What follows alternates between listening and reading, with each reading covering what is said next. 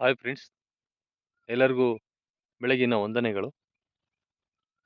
ಈಗ ಈ ವಿಡಿಯೋ ನೋಡ್ತಾ ಇದ್ದೀರಾ ನೀವು?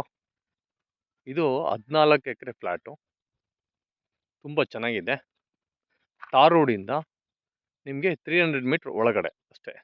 ತಾರ್ ರೋಡಿಂದ 300 ಮೀಟ್ರ್ ಒಳಗಡೆ ನಿಮಗೆ state highway Challakere to Bengaluru. ಇಲ್ಲಿದ್ದ ಬೆಂಗಳೂರು ಓನ್ಲಿ ನಿಮಗೆ 180 ಕಿಲೋಮೀಟ್ರ್ ಆಗುತ್ತೆ. 180 ಕಿಲೋಮೀಟ್ರ್ ಬೆಂಗಳೂರು ಆಗುತ್ತೆ.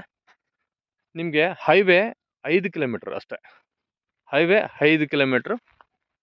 ಇದು ನೋಡಿ, ಕೆಂಪು ಭೂಮಿ, ತುಂಬ ಚೆನ್ನಾಗಿದೆ. 14 ಎಕರೆ, ಒಳ್ಳೆ ನೆಬಿಷಬಲ್ ರೇಟಲ್ಲಿ ಆಗುತ್ತೆ. ಕೆಂಪು ಭೂಮಿ, ಇದು ಕೆಂಪು ಭೂಮಿ ನೋಡಿ, ಕೆಂಪು ಭೂಮಿ ತುಂಬ ಚೆನ್ನಾಗಿದೆ. ಪಕ್ಕದಲ್ಲಿ ಅಡಿಕೆ ತೆಂಗಿನ ತೋಟ ಮಾಡಿದ್ದಾರೆ. ತುಂಬ ಸಮೃದ್ಧವಾದಂಥ ನೀರು, ವಾತಾವರಣ, ಒಳ್ಳೆ ತೆಂಗು, 1 ವರ್ಷದ ಗಿಡ ನೋಡಿ. ಅಡಿಕೆ ಗಿಡ ಯಾವ ಥರ ಬಲವಾಗಿ ಬಂದಿದೆ, ಪ್ಲಸ್ಸು ಮತ್ತು ಒಳ್ಳೆ ತೆಂಗಿನ ಗಿಡ ನೋಡಿ. 1 ವರ್ಷದ ತೆಂಗಿನ ಗಿಡ ನೀವು ನೋಡಿದ್ದೀರಾ ಸರ್ ಎಲ್ಲಾದರೂ?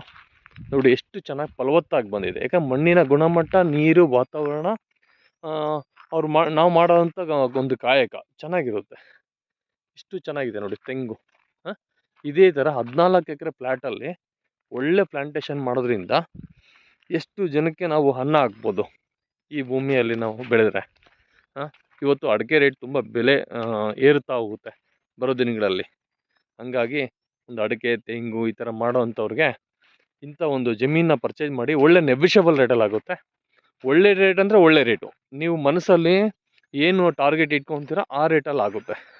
ಈ ರೇಟಲ್ಲಿ ಸಿಕ್ಕರೆ ನಾನು ಒಳ್ಳೆ ಒಂದು ಅಗ್ರಿಕಲ್ಚರ್ ಮಾಡ್ಬೋದು ಅನ್ನೋ ಥರ ಅಂಥ ಭೂಮಿ ಇದು. ತುಂಬ ಒಳ್ಳೆ ಭೂಮಿ ನೋಡಿ, ಪ್ರಯತ್ನ ಮಾಡಿ. Okay, thank you brother.